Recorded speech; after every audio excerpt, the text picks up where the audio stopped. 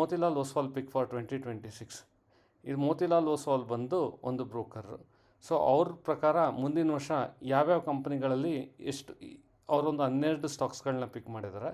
So ಅದರಲ್ಲಿ ಅವ್ರ ಪ್ರಕಾರ ಮೋಸ್ಟ್ಲಿ ಈ ವರ್ಷ 2026 ಎಂಡ್ ಅಷ್ಟೊತ್ತಿಗೆ ಎಷ್ಟು ರೀಚ್ ಆಗ್ಬೋದು ಅಂತ ಅವ್ರ ಪ್ರಕಾರ ಇದು ಅವ್ರ ಅನಾಲಿಸಿಸ್ ಟೀಮ್ ಪ್ರಕಾರ ಒಂದು ಸ್ಟಾಕ್ಸ್ಗಳನ್ನ ಲಿಸ್ಟ್ ಔಟ್ ಮಾಡಿದ್ದಾರೆ. ನಾನು ಎಲ್ಲದ್ರ ಬಗ್ಗೆನೂ ಹೇಳೋಕ್ಕೆ ಹೋಗಲ್ಲ.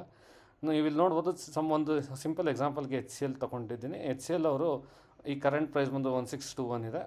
ಈ ಮೋತಿಲಾಲ್ ಓಸ್ವಾಲ್ ಪ್ರಕಾರ ಈ ವರ್ಷದ ಕೊನೆಯಲ್ಲಿ 2150 ಮೂವ್ ಆಗುತ್ತೆ ಅಂತ ಹೇಳ್ತಾ ಇದ್ದಾರೆ. ಅದ್ರ ಪೊಟೆನ್ಷಿಯಲಿ 29% ಇನ್ಕ್ರೀಸ್ ಆಗುತ್ತೆ ಅನ್ನೋದು ಮೋತಿಲಾಲ್ ಓಸ್ವಾಲ್ ಟೀಮ್ದು ರೆಕಮೆಂಡೇಷನ್ನು. ಇದರ್ಥ ಏನೋ ನಾವು ಬ್ಲೈಂಡ್ಲಿ ಫಾಲೋ ಮಾಡಬೇಕಾ? ಇಲ್ಲ. ಇದು ಜಸ್ಟ್ ಅವ್ರ ರೆಕಮೆಂಡೇಷನ್ ಕೊಟ್ಟಿದ್ದಾರೆ. ನೀವು ನಿಮ್ಮ ಥಾಟ್ಸ್ಗಳು ಅನಾಲಿಸಿಸ್ಗಳನ್ನ ಮಾಡಿ ಆಮೇಲೆ ನೀವು ಡಿಸಿಷನ್ ತೊಗೊಳ್ಳಿ.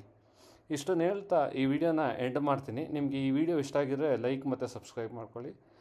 ಏನಾರ ಫೀಡ್ಬ್ಯಾಕ್ ಇದ್ದರೆ ಕಮೆಂಟ್ ಮಾಡಿ. Thank you. Happy day.